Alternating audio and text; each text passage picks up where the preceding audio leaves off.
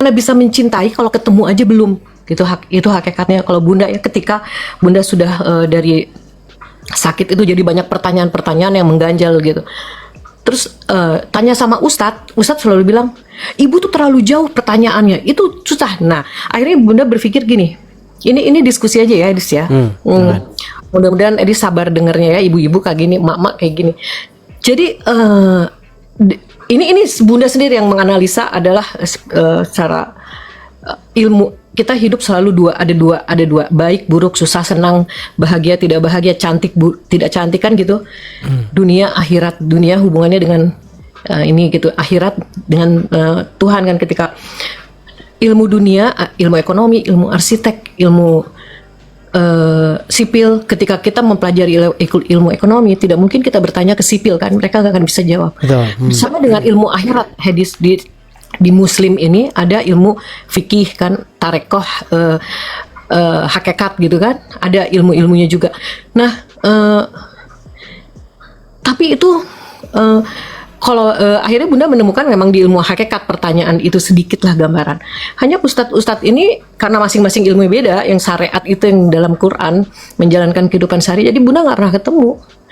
Tapi kayaknya agak nyambung dengan Pak Cakra, dengan The Truth. Cuman baru sama Edis ini Bunda baru bisa naik gitu. Padahal ngikutin terus tiap jadi begini ya. Bunda Oci. Jadi kalau kita bicara agama Islam dan bicara agama Kristen, sebenarnya kita ini sama-sama orang yang tidak pernah berjumpa dengan Yesus dan tidak pernah berjumpa dengan Muhammad. Kita hanya membaca kesaksian dari orang-orang yang pernah berjumpa dengan tokoh-tokoh tersebut. Kalau kita membaca Injil itu memberitakan kesaksian dari para saksi mata tentang apa yang mereka lihat, apa yang mereka raba.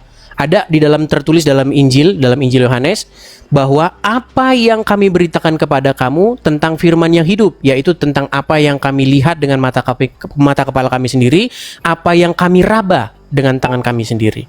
Nah, ketika kita membaca apa yang ada dalam literatur agama Islam juga seperti itu. Si fulan berkata, menurut si fulan berkata, kata si fulan, akhirnya kata Muhammad. Nah, jadi buku-buku yang katanya berasal dari para saksi mata ini kita periksa. Nah, ternyata kalau menurut keterangan para saksi mata, Muhammad dia tidak pernah mati kemudian keluar lagi dari kuburan. Dia tidak pernah bangkit dari kematian.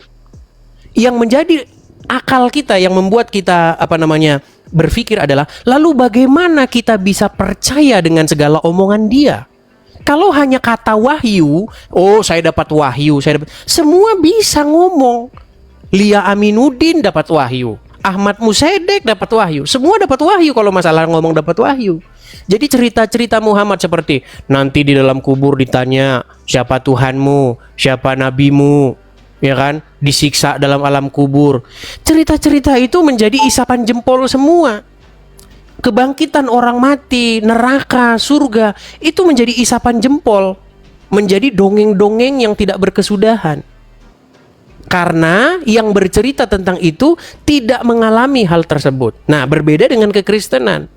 Di dalam agama Kristen, keterangan para saksi mata bercerita bagaimana Yesus itu bangkit. Ya kan? Nah, makanya perkataan-perkataan Yesus tentang adanya hidup yang akan datang, adanya hidup setelah kematian, itu dikonfirmasi dengan kebangkitannya. Jadi cerita-cerita surga, cerita-cerita neraka itu menjadi bisa dipercaya. Sementara kalau kita membaca cerita tentang Muhammad, itu cerita-cerita seperti cerita-cerita yang tidak terkonfirmasi.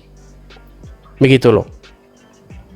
Kalau kita membaca tentang Muhammad, itu banyak sekali cerita-cerita yang fantasi. Seperti misalnya Muhammad melihat Jibril, sayapnya katanya 6.000. Sayapnya 6.000 Muhammad ngitung. Gimana coba kita berpikir dengan akal sehat, gimana sayap Jibril itu 6.000? Ditaruh di mana sayapnya? 2 saja sayapnya udah gak punya tempat, apalagi 6.000. Terus pertanyaan alam kubur, udah ada kunci jawabannya tuh keluar. Kunci jawaban alam kubur. Nah, karena Apa yang Bunda Oci alami itu juga pernah saya alami. Banyak orang tidak memikirkan hal-hal yang demikian itu karena mereka tidak pernah mengalami peristiwa-peristiwa spiritual. Kalau orang sudah pernah mau hampir mati, orang itu pasti sudah mikir, ini kemana kita ini? Manusia ini sebenarnya dari mana? Coba, banyak orang yang sudah berpikir seperti itu. Ketika dalam tidurnya dia berpikir, dunia ini datang dari mana? Dari mana ini kok bisa kayak begini? Ini siapa ini yang bikin semua ini? Begitu. Terus kita ini dari mana? Mau kemana kita ini manusia ini? Nah, ketika orang sudah menyadari hal yang terdalam itu, biasanya dia akan cari tahu. Seperti itu. Apakah hidup setelah kematian itu benar-benar ada? Seperti kata lagunya Dewa 19, jika surga dan neraka itu benar-benar ada atau tak pernah ada. Begitu. Seperti itu. Jadi setelah saya mempelajari agama Islam, semua cerita-cerita tentang agama Islam itu tidak terkonfirmasi. Karena yang bercerita demikian itu adalah Muhammad. Dan itu pun belum tentu Muhammad yang ngomong. Bisa saja orang mengarang cerita kemudian ditempelkan bahwa Muhammad ngomong begitu.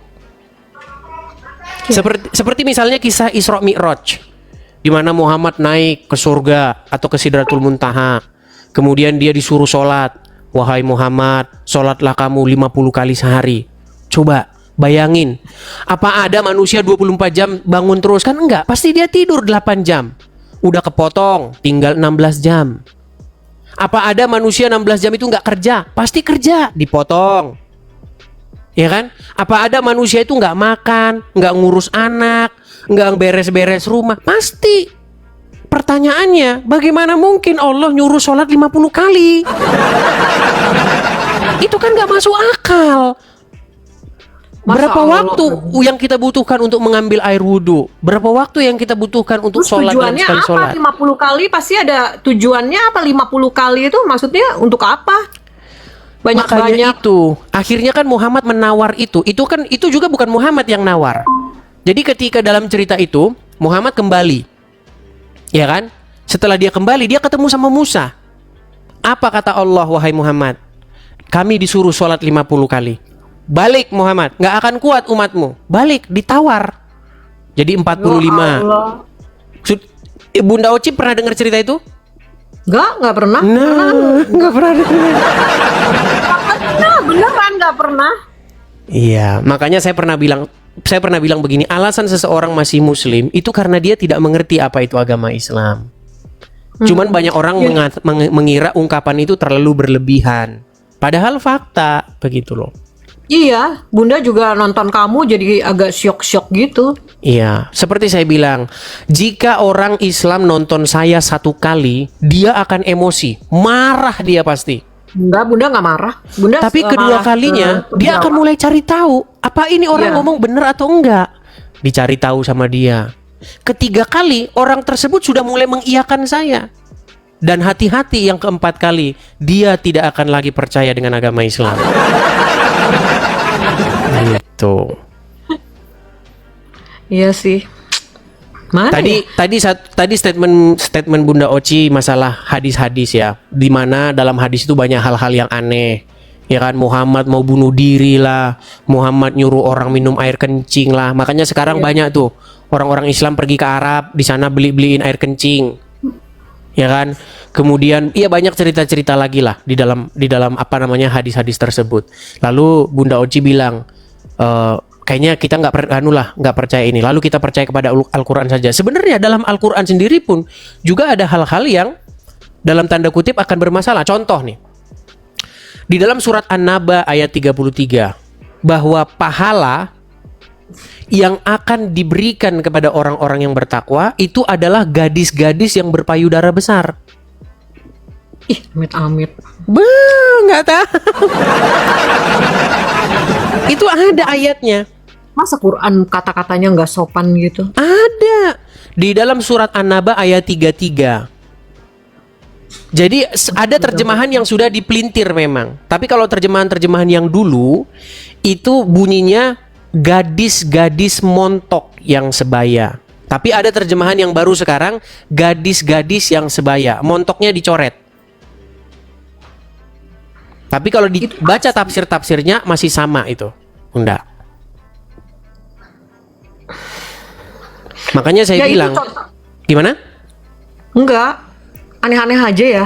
Terus itu juga contoh yang bingung sekarang itu, yang surga yang Edis pernah bahas, 70 bidadari. Terus ada juga saya lihat tausiahnya ustazah gitu, bilang wanita-wanita juga nanti akan ada pangeran-pangeran. Akhirnya Bunda kok logika Bunda tuh udah nggak bener-bener yang, ya akhirnya jadi malas pergi ikut tausiah kayak gitu. Iya, Karena itu pernah dibahas oleh Yesus di dalam Bible mengenai apakah ada orang kawin mawin pada hari kebangkitan. Nah, jawab Yesus adalah bahwa pada hari berbangkit, manusia itu tidak kawin dan dikawinkan lagi, tetapi hidup dalam bentuk yang baru seperti para Ya. malaikat. Jadi mereka tidak kawin dan bukan dikawinkan reinkarnasi lagi. itu ya, bukan Yuk. reinkarnasi. Bukan. Jadi manusia itu akan diberikan tubuh baru, tubuh kemuliaan, yang dia tidak perlu makan untuk hidup. Seperti itu. Ya walau alam ya, kalau udah meninggal. masa- Ya, karena Sampai makanya kayak seperti gitu. itu. Cerita-cerita tentang yang terjadi setelah kematian kita nggak bakal tahu karena kita belum pernah ke sana. Makanya yang cerita tentang itu adalah yang pernah mengalaminya, yaitu Yesus, begitu. Nah, dalam Injil itu memberi kesaksian tentang kebangkitannya. Seperti itu.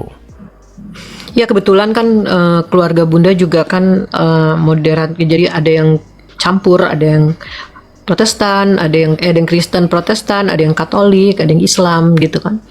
Jadi udah nggak asing sih sebetulnya, kita sering berbagi juga gitu. Tapi ya memang sih kagum sih ketika waktu ada huru hara gitu kan, saudara Bunda kan ada yang Kristen gitu kan, ada yang Kristen.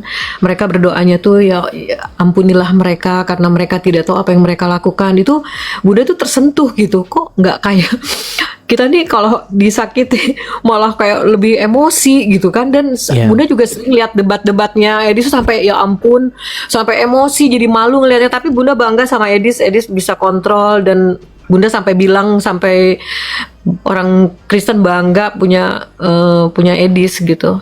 Jadi begini, banyak orang mengkritik ajaran kekristenan begini. Kristen itu ya diajarin nggak balas katanya. Masa dianiaya nggak balas? Masa dijahatin nggak balas? Kalau Islam nggak seperti itu, Islam harus balas. Gini, kita ini kalau ngomongin balas-balasan nanti nggak ada ujungnya. Makanya peperangan itu saling bertumpahan darah yang tidak ada ujungnya. Permusuhan yang tidak pernah berakhir itu adalah yang saling balas-membalas. Contoh, keluarga A, ya kan, menyakiti anaknya keluarga B. Sesuai dengan ajaran Islam, balas. Kalau dibalas mereka sakit lagi, balas. Jadinya dendam kesumat turun-temurun. Cucu-cucunya juga ikut saling balas-membalas. Begitu loh. Kalau kita nurutin emosi, kita nggak selesai. Kenapa sih orang mengangkat parang kemudian membunuh orang? Karena dia nurutin emosinya. Gitu loh. Nah, di dalam ajaran agama Kristen itu yang seperti itu yang ditentang oleh Yesus itu. Kalau kamu hanya berbuat baik terhadap orang yang berbuat baik kepada kamu, berarti itu namanya impas.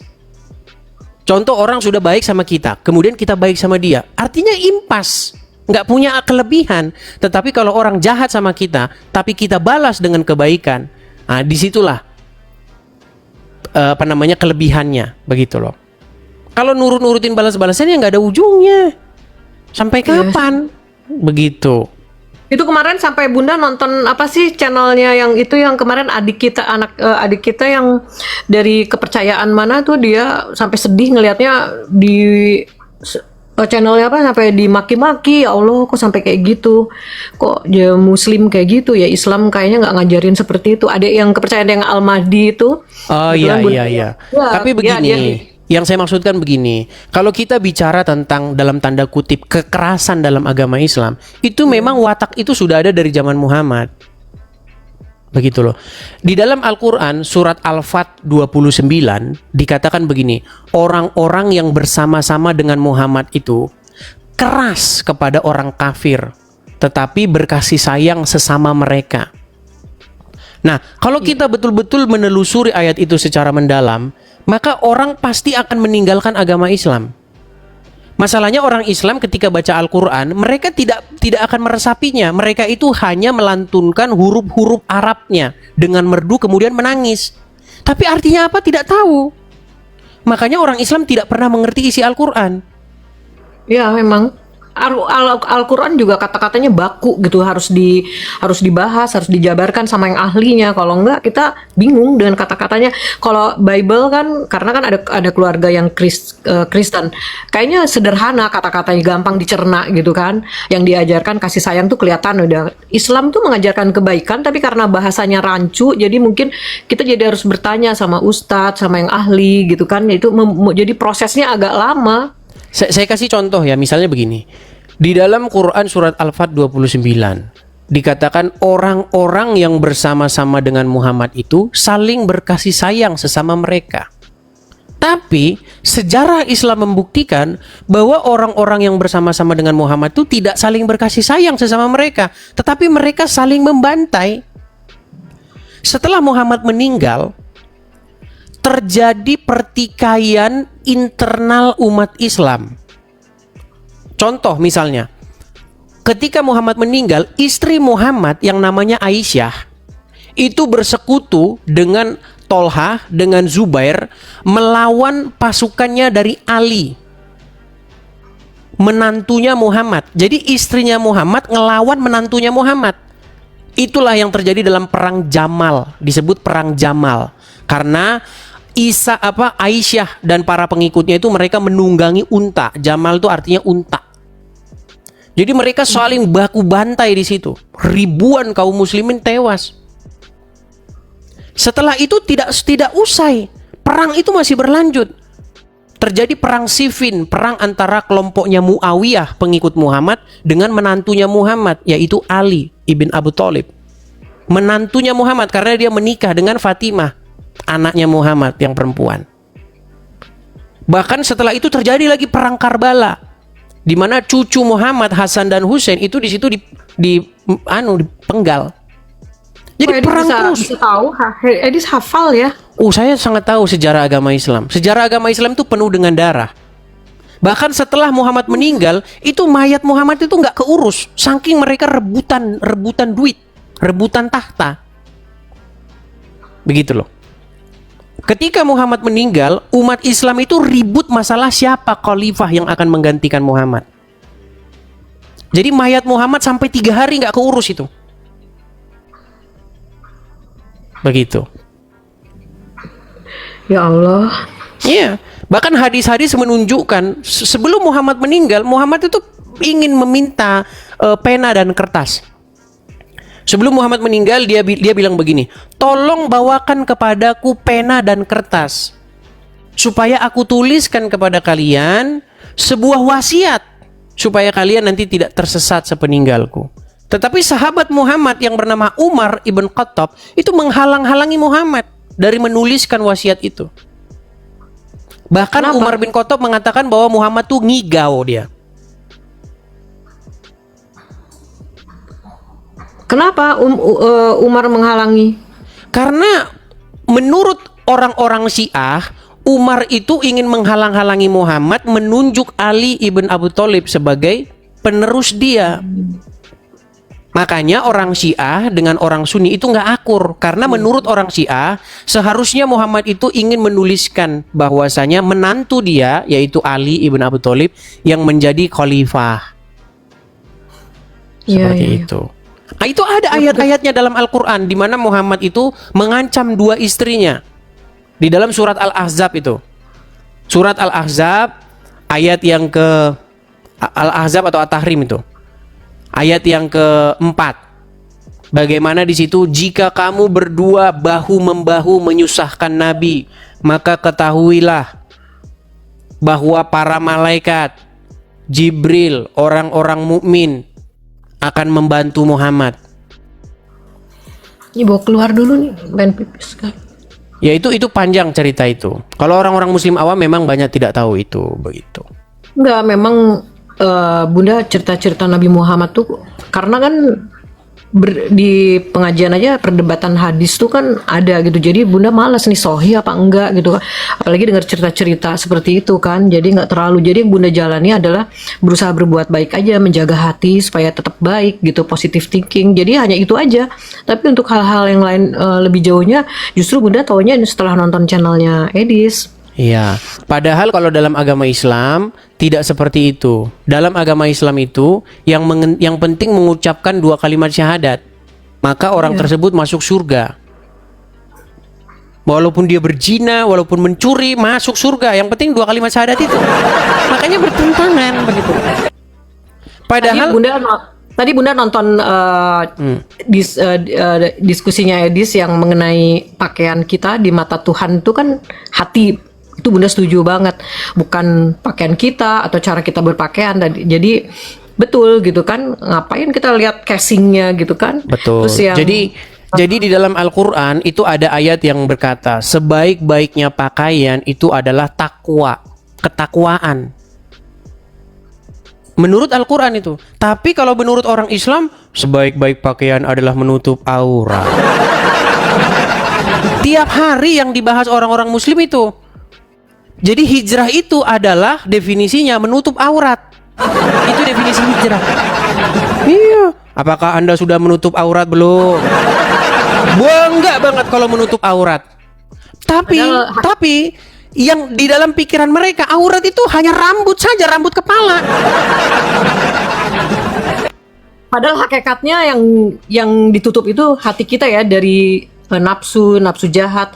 Rambut, Tuhan menciptakan sesuatu pasti ada manfaatnya kayak rambut. Jadi sebetulnya kayak hijab gini bukan ukuran ketakwaan ya seseorang. Betul sekali. Bahkan sebenarnya hijab-hijab ini, apalagi Bunda Ocit kan jauh lebih tua daripada saya. Zaman-zaman dulu, zaman-zaman film Lupus, ya kan? Yang punya permen karet dan lain sebagainya. Ada gitu orang pakai jilbab zaman dulu? Nggak ada. Iya. Coba saya mau tanya Bunda Ocit, zaman sekolah ada jilbab nggak? Nggak ada. Jadi ini budaya Islam, budaya Arab yang diadopsi sama kita, akhirnya diterapkan oleh ulama-ulama supaya berhijab. Sebenarnya jilbab-jilbab ini orang itu ikut-ikutan latah. Jadi kalau petingginya sudah ngomong jilbab wajib, itu bawah tuh padahal latah ngomong-ngomong wajib. Padahal sebenarnya kalau ditelusuri, bisnis tukang jual jilbab. Iya, nggak ada dulu perempuan-perempuan pakai jilbab itu nggak ada. Gitu loh. Tapi benar jadi boros beli jilbab mulu pas baru. Jilbab terus. Makanya setiap hari wajib tutup aurat. Sejak kapan rambut itu jadi aurat? Quraisy Shihab pernah ngomong bahwa apakah rambut itu termasuk aurat? Itu ulama itu masih berselisih pendapat. Kalau yang kan pasti aurat itu sudah pasti aurat ini. Ya. Kemudian yang di atas lutut, kalau itu saya setuju. Saya setuju tuh Quraisy Shihab. Saya suka dengan beliau. Tapi kan sekarang di Arab Saudi sendiri tidak diwajibkan wanita berhijab. Bayangin coba. Karena mereka sudah sadar bahwa apa yang selama ini latah diikuti itu hanyalah latah massal saja. Orang hanya ikut-ikutan saja. Tapi kalau kita mau mengkaji secara akademis, itu sebenarnya berjilbab ini itu baru dipelopori oleh seorang ulama asal Mesir. Ya. Jadi dia itu ingin mengukur pergerakan orang Islam. Dulu ada partai politik di Mesir, mereka ingin mengukur kekuatan mereka. Jadi dibajuinlah kadernya itu dibajuin. Kalau zaman sekarang orang dibajuin dengan baju parpol, misalnya PDIP, dikaosin. Dengan dikaosin mereka dapat mengukur seberapa kekuatan mereka. Nah, sebenarnya jilbab itu pelopornya itu Hasan Albani dari Mesir. Mereka ingin mengukur kekuatan umat Islam, makanya perempuannya digituin. Ditutupin kepalanya. Begitu. Itu aslinya seperti itu. Lalu kemudian berkembang jadi katanya menutup aurat lah begitu. Tambah lagi ada pebisnis jilbab lah tiap hari mempromosikan itu. Kemudian tambah lagi dibikin hadis-hadis. Kalau perempuan kelihatan rambutnya sehelai saja maka akan 70 tahun di neraka. Ada perempuan yang menampakkan satu helai rambutnya kepada seorang yang bukan muhrimnya akan dihukum 70 tahun di neraka. Tapi hadis itu juga saya manfaatin karena dulu begini. Dulu saya itu punya pegawai muslimah. Dia kalau habis dari kamar mandi, itu rambutnya itu numpuk di selokan air. Saya bilang sama dia, Contoh. kamu tahu nggak, menurut hadis satu helai rambut wanita itu akan 70 tahun neraka. Dia ketawa, dia nggak percaya. Saya tunjukin hadisnya. Setelah saya tunjukin hadisnya, besok dia rambutnya tidak mungkin lagi di situ. Ada hadisnya.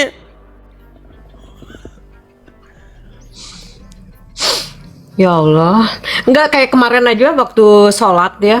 Contoh apa? Semoga aja bisa diperbaiki itu ya. Mungkin nggak sih kalau diperbaiki kayak gitu, aturan kayak gitu kayak Bunda juga tadi lihat yang Edis membahas duduk gitu, duduk Tahiyat itu. tahiyat awal dengan tahiyat akhir gitu, dan yang mirisnya Muslimnya si bapaknya nggak bisa jawab, itu sedih dan Bunda juga nggak tahu gitu. Bunda yang lakukan, Bunda pernah sholat dulu di kilometer berapa mau kelihatan rambut sedikit, itu disuruh ulang sama teman Bunda yang kamu lu nggak sah, kenapa rambut lu kelihatan? Tapi kita nih kayak udah kayak robot kali, udah kayak langsung kita sholat lagi. Sepertinya, aduh udah selesai. Ini maksudnya apa ya gitu. Ini kayak rambut kelihatan sedikit aja katanya nggak diterima. Tapi setelah Bunda melalui spirit sakit itu, Bunda bertanya, sepertinya dengan Tuhan itu nggak ada ukuran waktu, nggak perlu harus subuh, duhur, asar, maghrib, isya gitu kan. Terus bahkan itu yang Bunda pelajari agama pun kita sholat isya itu untuk Nabi Isa. Ya kan, artinya kita juga mengimani gitu kan. Nah, nggak ada ukuran waktu gitu. Kenapa harus ada waktu? Kapan aja kita bisa ingat sama Tuhan gitu kan? Nah Ya. itu kadang-kadang. Jadi kalau kita tapi berbicara tentang agama Kristen, Bunda Oci, ya. Jadi kekristenan itu bukan soal gerakan-gerakan badan. Datang kepada Tuhan itu bukan bawa gerakan begini. Kalau begini dikit terus Tuhan nggak senang. Oh salah, harus gini. Oh salah, ada yang gini. Kan banyak itu.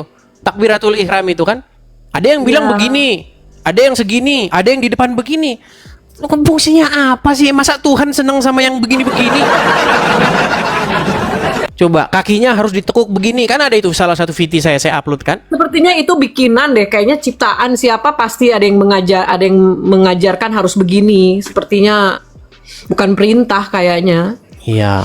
Makanya saya dalam video itu kan saya bilang begini. Kalau Tuhan di dalam Bible itu melihat hati, tapi Tuhan di dalam Al-Quran melihat kaki. Kalau kakinya salah duduk begini, nggak sah. Setuju, betul. Tuhan yang melihat hati kita. Iya. Nggak melihat. Padahal bagi pengabdian ibadah yang sejati itulah adalah bagaimana kita membuat Dia itu memerintah di hidup kita. Jadi dalam agama Kristen itu ada yang namanya Holy Spirit atau Roh Kudus. Nah, Roh Kudus itu adalah roh yang daripada Tuhan, ruah yang daripada Tuhan yang ditempatkan di hati orang untuk memerintah orang itu. Jadi ketika roh Tuhan itu tinggal di hati seseorang, maka roh itulah yang akan menuntun langkah kaki orang tersebut kemana dia akan melangkah. Begitu. Makanya ada yang disebut itu dengan Holy Spirit itu. Nah, bagaimana ibadah yang sejati? Bagaimana kita membuat Tuhan itu berdaulat atau menjadi raja di hidup kita, memerintah hidup kita. Ketika Tuhan memerintah hidup kita, tangan kita tidak akan mengulurkan terhadap barang yang bukan milik kita. Kaki kita tidak akan melangkah ke tempat-tempat kejahatan. Karena roh Tuhan membimbing kita. Ada lagunya itu. Tiap langkahku diatur oleh Tuhan, sebab tangan kasih-Nya membimbingku. Ada lagunya. Nah, setelah saya dalami agama Islam, di dalam agama Islam pun itu berbicara mengenai bagaimana Allah itu memerintah. Jadi Allah menjadi raja di hati Dia. Tapi caranya harus dengan menempatkan Muhammad di situ. Jadi Muhammad harus memerintah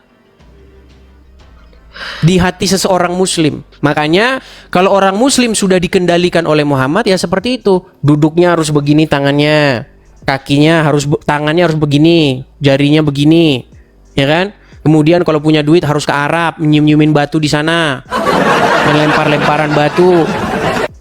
Itulah ketika Allah dan Muhammad memerintah di hatinya. Makanya saya sering bilang 2025 ganti Tuhan. Jangan lagi Allah dan Muhammad yang berdaulat, yang memerintah di hatimu, tetapi biarlah Yesus dan Roh Kudus, Bapa, Yesus dan Roh Kudus yang memerintah di hati seseorang. Karena kita tidak berjumpa dengan Bapa, kita tidak melihat Yesus. Tetapi kita sekarang ini, zaman sekarang ini zamannya pencurahan Roh Kudus, supaya Roh Tuhan itu memerintah di hati seseorang. Begitu. Makanya sering saya bilang 2025 ganti Tuhan gitu.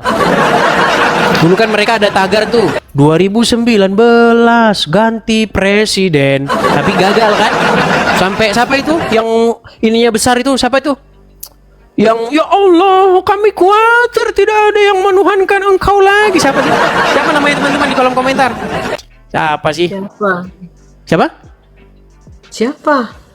Itu yang perempuan-perempuan yang bersama-sama dengan Habib-Habib. Bukan, ada perempuan. Yang ini Neno Warisman. Neno Warisman. Oh. Iya kan? Kan doanya kan cetar membahana itu. Ya Allah, jika kamu tidak mendengarkan doa kami khawatir tidak ada yang menyembahmu lagi, ya Allah. Ya itu juga kadang-kadang bingungnya itu di Islam tuh banyak aliran gitu. Jadi aliran yang keras, yang ini, sementara ya Bunda juga nggak bisa terima, bukan nggak terima ya, hati kayaknya ya kayak mengucapkan Natal gitu kan, apa sih salahnya gitu kan, kenapa sampai MUI juga turun tangan gitu kan, bikin larangan. Sedih sih Padahal di dalam Al-Quran ada ayat, di dalam surat Maryam ayat yang ke-33, surat Maryam ayat 19 ayat 33 itu kalau nggak salah, atau 19, dikatakan selamatlah, kata Nabi Isa itu. Isa berkata, selamatlah ketika aku dilahirkan, ketika aku wafat dan aku dihidupkan kembali. Artinya mengucapkan selamat atas kelahiran Nabi Isa ada dalilnya dalam Al-Quran. Iya, iya. Justru yang nggak ada itu mengucapkan selamat atas kelahiran Muhammad. Emang ada dalam Al-Quran mencatat kelahiran Muhammad? Nggak ada. Wah. Bahkan Muhammad tuh hanya disebut 4 kali saja dalam Al-Quran. Ya makanya itu yang Bunda cari juga. Sementara kan dalam kamu nih mempengaruhi perasaan Bunda nih. Sekarang Bunda itu sensitif banget, soalnya kamu membuat aku jadi sekarang ngomongnya aja jadi nggak karuan. Dalam surat An-Nisa ayat ke berapa, 80 itu kan dibilang mengikuti Barang siapa yang taat kepada Rasul sama dengan mentaati Allah. Kita kan Ya. udah didoktrin seperti itu, jadi otomatis ya ke Nabi itu. Jadi kalau Edis bahas Muhammad drop ya itu dasarnya di situ. Iya. Jadi susah. dan itu sudah diakui juga Bunda Oci. Ya, sedangkan Dengan- cerita Nabi Muhammad sendiri nggak tahu gitu kan, baru tahu sekarang dari Edis kenapa kayak gitu. Tapi kenapa bisa terpilih? Tapi mudah-mudahan nanti mungkin Bunda tanya-tanya juga sama Ustadz, nggak ada yang mau jawab. Selalu mereka bilang ibu tuh terlalu jauh, ibu tuh ini, ibu tuh harus yakin aja ikutin. Ibu susah juga sih. imani saja gitu ya. Ya. Ya pelan-pelan lah. Apa Bunda kan belajar, maksudnya banyak masukan dari kamu, dari Pak Cakra, dari mana, seneng aja, makasih gitu kan. Ya, ya. Menjawab sebagian pertanyaan dalam hati gitu. Ya, saya cuman kutip satu ayat dalam Bible, apa yang Yesus katakan, akulah jalan dan kebenaran dan hidup, akulah kebangkitan dan hidup, begitu. Jadi kebangkitan Yesus itu menjawab segala pertanyaan-pertanyaan saya tentang kita ini dari mana, asalnya dari mana, ada apakah benar ada kebangkitan, apakah benar ada kehidupan setelah kematian, begitu.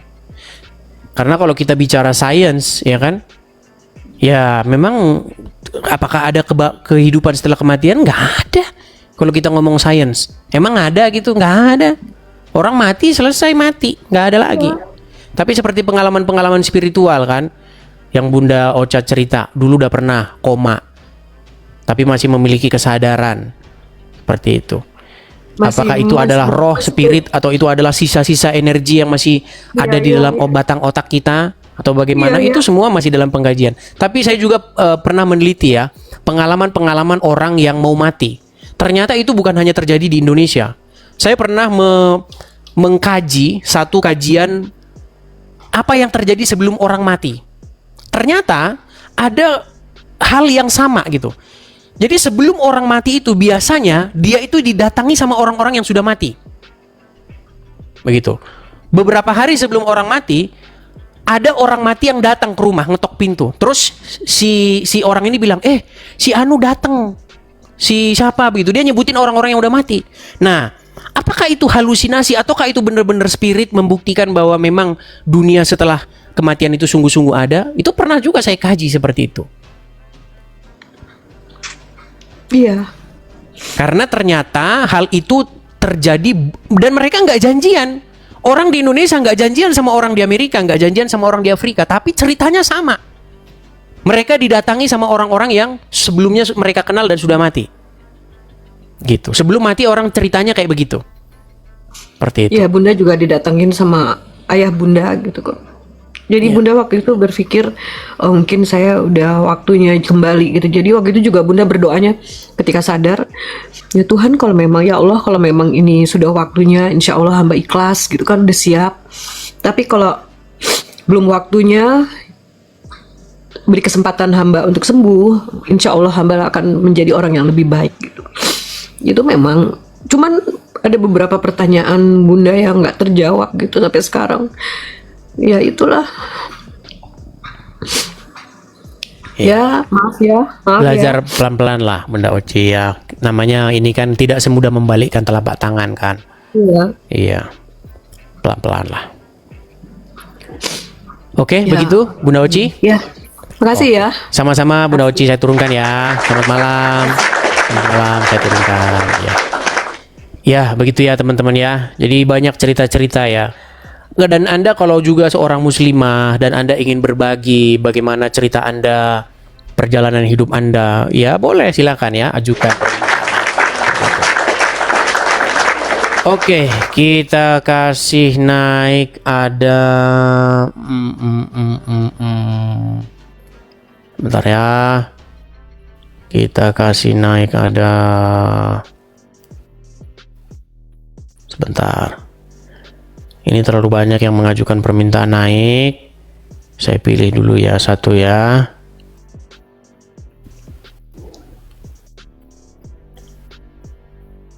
Azriel. Bentar, Azriel mana tadi Azriel ini?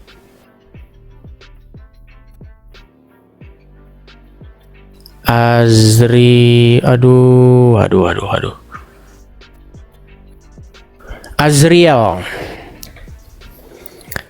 Azriel V. Ya, silakan Azriel V. Wah, terpental Azriel V. Kita kasih naik ada Julaila.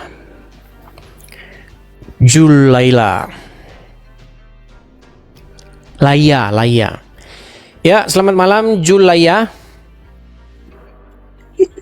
Selamat malam Julaya. Terpental lagi.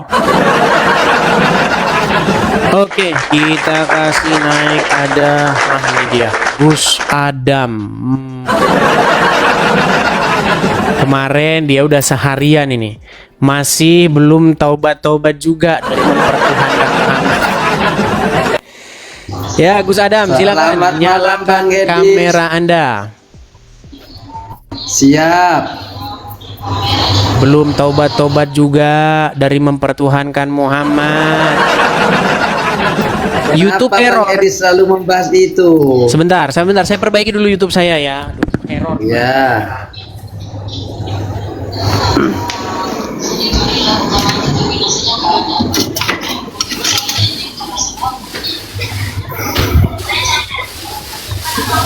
Teman-teman muslim di bawah follow akun ketujuh saya, akun utama saya kemarin tumbang ditombak saudara.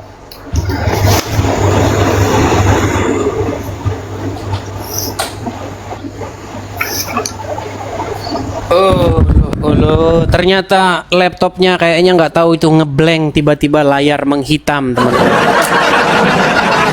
Gampang Bang Ya, Edis, nanti teman-teman saya transfer. kasih tahu teman-teman di YouTube saya itu error. Tapi banyak orang yang merelay kok, banyak orang yang menyiarkan ini. Kalian bisa nonton di channel lain di YouTube. Nggak tahu itu apa laptop menghitam sendiri. Gimana Gus Adam? Kenapa laptop? Tidak tahu Laptopnya saya, kenapa? nggak tahu. tiba-tiba menghitam sendiri. Jadi teman-teman yang di YouTube, mohon maaf, di YouTube asli saya teman-teman tidak bisa melihat karena menghitam. Tapi ada di YouTube lain kok tuh. Mungkin Karena yang itu nyiarin ini bukan cuma saya, ada banyak yang lain. Ya silakan. Gimana, Gus Adam?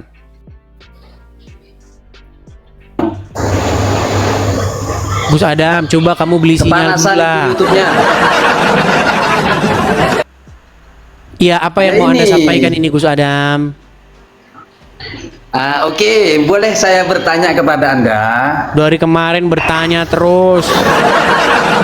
Kamu kemarin sudah Loh. membahas mengenai mempertuhan. Sudah sadar sekarang? Tidak, karena kami Tidak. tidak pernah menuhankan. Gus Adam, Tidak, Bang Edis, ini saya serius. dengar dulu Gus Saya Adam, serius. tenang. Ini kamu kalau jangan yang lain-lain dulu, biar kamu waras dulu Gus Adam. Apakah semua manusia di muka bumi ini mempertuhankan Allah? Semua umat Islam mempertuhankan Allah. Kan nggak nyambung kan? Kayak begini makanya saya males ngobrol sama kamu. Apakah Gimana semua pertanyaannya? manusia mempertuhankan Allah? Tidak semuanya. Tidak semuanya. Berarti ada yang mempertuhankan selain Allah kan? Ada. Oke, ada tidak yang mempertuhankan hawa nafsu? Ada. Ada. Apakah orang yang mempertuhankan hawa nafsu itu berdoa kepada hawa nafsu? Oh, hawa nafsuku. Gitu. Maksud begini Bang Edis, maksud mempertuhankan hawa nafsu. Tenang dulu, biar saya dulu yang ngatur diskusinya. Tenang. Oh iya. Apakah orang yang mempertuhankan hawa nafsu adalah menganggap bahwa hawa nafsu itu sang pencipta? Bukan. Bukan. Apakah orang yang mempertuhankan hawa nafsu adalah orang yang berdoa, meminta, memohon kepada hawa nafsunya? Tidak. Lantas apa yang dimaksud mempertuhankan hawa nafsu?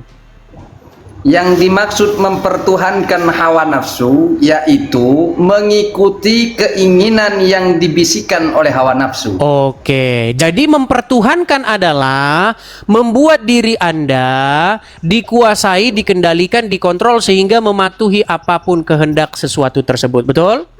Betul. Iya, nah berdasarkan pengertian atau definisi mempertuhankan yang dimaksudkan oleh Al-Quran, bukankah kalian mempertuhankan Muhammad? Tidak. Coba sekarang saya tanya, apakah kalian menyerahkan kepatuhan, ketundukan, ketaatan kepada seorang manusia yang bernama Muhammad? Iya, karena perintah Berarti Allah. kamu mempertuhankan dia. Loh, boleh saya menanggapi Bang Edis? Coba yang sekarang saya tambahan? tanya, kalau orang menyerahkan kepatuhan, ketundukan, ketaatan sehingga dia mengikuti hawa nafsunya, itu mempertuhan hawa nafsu nggak? Ya, sepakat. Oke, kalau orang menyerahkan kepatuhan, ketaatan, ketundukan sehingga dia mengikuti setan, berarti dia mempertuhan setan nggak? Mengikuti setan, ya. Mempertuhan setan nggak? Ya. Nah, kalau orang menyerahkan kepatuhan, ketaatan kepada Muhammad sehingga mengikuti Muhammad, berarti Mengikuti Nabi Muhammad. mempertuhan nggak? Tidak. Nah, Loh, mulai standar ganda. kan betul Bang Susah Edis. ini, susah kalau udah begini susah. Saya menanggapi Bang Edis. Silakan. Begini Bang Edis, kami itu tolong jangan dipotong. Anda tadi ngomong saya dengarkan. Kan kita bersaudara walaupun kita berbeda agama. Kita itu mengikuti apa yang diperintahkan oleh Allah melalui Nabi Muhammad, dan kita diperintahkan oleh Allah Subhanahu wa taala taat kepada Nabi Muhammad. Dan Nabi Muhammad tidak pernah menyuruh untuk disembah. Tidak pernah Nabi Muhammad mengatakan innani robbi, sesungguhnya aku adalah Tuhanmu. Bahkan Bang Edis, di dalam Bible yang berbahasa Jangan Arab, kemana-mana dulu, fokus dulu. Loh. Bang Sudah Edis, bisa ditanggapi? Loh, sebentar, ini masih belum selesai. Silakan. Waalaikumsalam. Ada tamu saya Bang Edis. Sebentar ya. Alasan lagi. Sebentar. Ini ada tamu. Mereka sudah janji. Nanti kalau saya lagi ngobrol sama Edis TV, kalau udah ke pojok, bilang assalamualaikum. Kabur dia. Teman-teman, Bukan karena disuruh, maka definisi itu jadi berubah. Saya kasih contoh. Ini adalah gelas, botol. Saya minum begini. Perbuatan apa yang baru saya lakukan itu? Minum. Walaupun saya ganti botolnya, saya ganti ini isinya, tetap aja perbuatan memasukkan cairan ke mulut lalu menelannya itu disebut minum. Lalu kalau disuruh sama Allah, apakah perbuatan itu berubah jadi tidak minum lagi? Tetap sama. Perbuatan itu tetap sama, definisinya adalah perbuatan minum, meminum. Sama seperti yang kita definisikan tentang menuhankan tadi. Jika Anda menyerahkan kepatuhan, ketaklukan Anda terhadap sesuatu sehingga Anda dikontrol mengikuti dia, itu menuhankan. Walaupun itu disuruh sama Allah, tetap aja itu menuhankan. Artinya Allah menyuruh umat muslim untuk menjadikan Muhammad sebagai Tuhan kalian. Gimana sih kalian ini? Oh, itu disuruh Allah. Ya berarti Allah nyuruh kalian mempertuhankan Muhammad. Di mana ternyata dalam kajian penelitian saya, ternyata Allah pun juga adalah karang-karangannya Muhammad. Anda tahu kalau Anda mau dikerjain dukun pengganda uang, tahu nggak? Menurut jin Ifrit yang datang kepada, bawalah duitmu yang banyak, serahkan kepadaku supaya ku gandakan. Dia nggak tahu bahwa jin Ifrit itu karangannya si dukun itu. Untuk memperalat orang tersebut menyerahkan duit kepadanya. Makanya kalian harus pikir secara mendalam, apakah Allah itu adalah karangannya Muhammad untuk melancarkan aksinya? Karena Aisyah pernah bilang, Aisyah istrinya Muhammad pernah bilang, sungguh aku tidak pernah melihat Tuhanmu itu kecuali sigap menuruti hawa nafsumu. Aisyah yang ngomong. Kenapa Aisyah bisa ngomong begitu? Kenapa Aisyah bisa bilang bahwa Tuhannya Muhammad itu tidak pernah dilihat kecuali menuruti hawa nafsunya Muhammad? Nah, Anda harus bisa memikirkan, apa jangan-jangan Allah itu adalah karangannya Muhammad untuk melancarkan atau memuluskan aksinya dalam memenuhi hawa nafsunya. Gimana nih? Makanya ada ayat dalam Al-Quran, kamu boleh menggauli siapa-siapa yang kamu kehendaki di antara mereka. Dan kamu juga boleh menggauli siapa-siapa yang kamu kehendaki. Ada ayatnya. Dan kamu juga boleh menggauli perempuan-perempuan yang telah kamu ceraikan. Ngomonglah Aisyah, Muhammad, aku tidak pernah melihat Tuhanmu itu kecuali begitu sigap menuruti hawa nafsumu. Menjadi pertanyaan sekarang. Berangkat dari situ kalian harus mulai mempertanyakan, apa jangan-jangan Tuhannya Muhammad itu adalah ciptaannya sendiri? Karena tidak ada Tuhan model begitu dalam Bible dan Taurat. Lagi pula Tuhan dalam Bible dan Taurat itu tidak bernama Allah. Sejak kapan ada Tuhan bernama Allah itu? Sejak kapan? Gitu loh ya. Memang pernyataan saya ini agak sedikit keras teman-teman, tapi itulah yang faktanya, itulah yang terjadi ya. Yang ngomong itu Aisyah loh. Ayo silakan, artis Minang. Artis Minang, silakan Bang, nyalakan kamera Anda. Artis Minang. Sebentar. Ya sebentar Pak. Sebentar. Jangan lama-lama.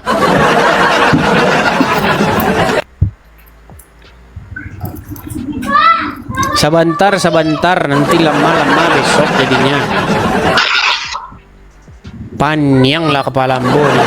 Ya, artis Minang, saya mau tanya dulu sama abang nih. Abang nih Muslim atau apa Bang? Muslim Bang. Muslim. Gimana Bang? Benar tidak Bang yang saya sampaikan itu Bang? Halo? Apa itu Dis? Yang masalah di Apa tuh mana yang disampaikan? menurut istrinya Muhammad, Tuhannya Muhammad itu begitu sigap menuruti hawa nafsunya Muhammad.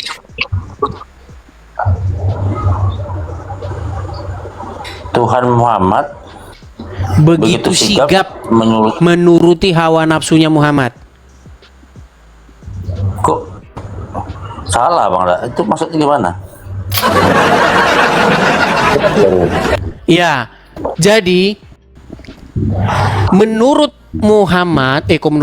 menurut Aisyah, Tuhannya Muhammad itu sangat cepat, sigap menuruti hawa nafsunya Muhammad. Selama Anda jadi orang Islam, Anda tidak tahu itu?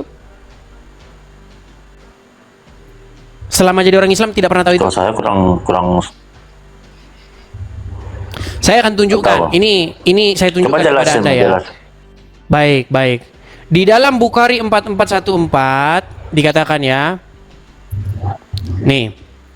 Saya tampilkan kepada Anda apakah benar Tuhannya Muhammad begitu cepat menuruti hawa nafsunya Muhammad. Kita akan berulang lagi teman-teman ya tema-tema ini karena banyak muslim yang belum sadar juga. Nih. Lihat ya Bang ya, kelihatan ya. Nih ya, hadisnya jelas Ya. Bang ya. Berkaitan dengan surah Al-Ahzab ayat 51 dan seterusnya dari Aisyah radhiyallahu anha, dia berkata, saya selalu cemburu kepada setiap wanita yang menyerahkan dirinya kepada Rasulullah.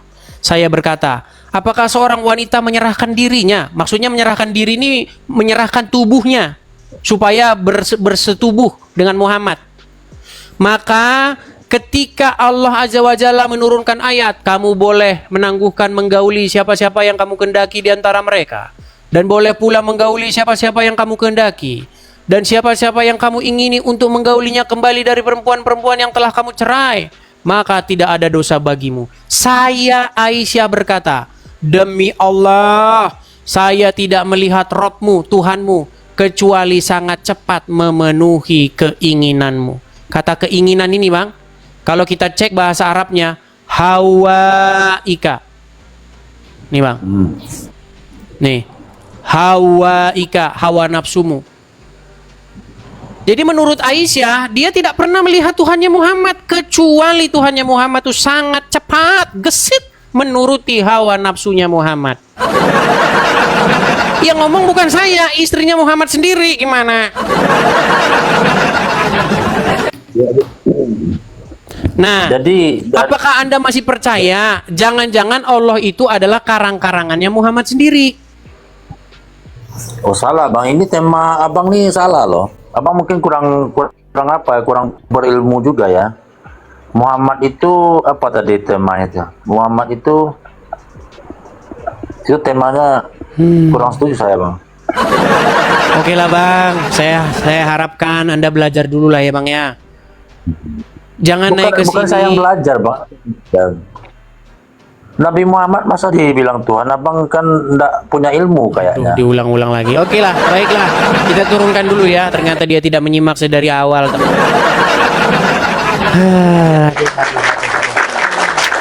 Oke, teman-teman ya. Nampaknya kita ini sudah sampai kepada penghujung acara nih, teman-teman ya. Wah, kok cepet banget, Bang. Baru belum ada jam 10, Bang. Kok sudah tutup? Teman-teman, karena saya harus ada kegiatan, ya. Lanjut terus maunya. Karena YouTube-nya sudah macet juga teman-teman ya. Nanti saya perbaiki dulu YouTube saya karena sudah macet. Nanti saya perbaiki dulu kenapa tiba-tiba laptop saya itu menghitam teman-teman. Oh, nampaknya nggak tahu tuh laptop ya. Ya teman-teman, di akhir acara sekali lagi ya teman-teman ya. Bagi teman-teman yang suka dengan channel Edis TV, bagi teman-teman yang mensupport channel Edis TV, hati-hati teman-teman, banyak akun-akun palsu di luaran sana yang mengatasnamakan Edis TV. Hati-hati kalau tiba-tiba orang mengaku-ngaku Edis TV, pakai foto profil saya, ngechat atau kirim pesan kepada Anda atau telepon Anda, hati-hati ya. Kalau teman-teman ingin betul-betul mensupport saya itu hanya punya nomor ini teman-teman yang di layar. Jadi kalau teman-teman ingin mensupport, teman-teman supportnya melalui ini, tidak ada yang lain. Pokoknya kalau teman-teman mau support Edis TV, tapi muncul nama orang lain, pasti itu penipuan. Ya, nama saya itu aslinya Edis. Itu nama asli saya. Ada belakangnya. Ada nama lanjutannya, tapi nama depan saya itu Edis. Jadi pastikan kalau teman-teman ingin mensupport, langsung tertera di situ nama saya. Di situ nama saya. Teman silakan, bagi teman-teman yang mensupport, silakan tangkap layarnya, screenshot. Teman-teman yang di YouTube juga, ya walaupun YouTube saya sudah macet. Oke, saya rasa itu saja dulu teman-teman ya. Sekali lagi teman-teman, hati-hati, ada banyak penipuan karena akun-akun palsu ya. Ini saya tampilkan di sini nih. Untuk pengumuman ya, ada 250 lebih akun di Facebook, YouTube, TikTok, Instagram mengatasnamakan Edis TV padahal pemiliknya bukan saya. Hati-hati kalau mereka tiba-tiba kirim pesan. Ya. Kalau Edis TV yang sejati, yang benar, Edis TV yang asli, itu tidak akan mungkin secara tiba-tiba ngirim Anda pesan, minta nomor HP Anda, ingin Anda melakukan, nggak ada itu, nggak ada. Langsung blokir kalau ada Edis TV yang begitu. Ya, jadi itu Edis TV palsu, teman-teman.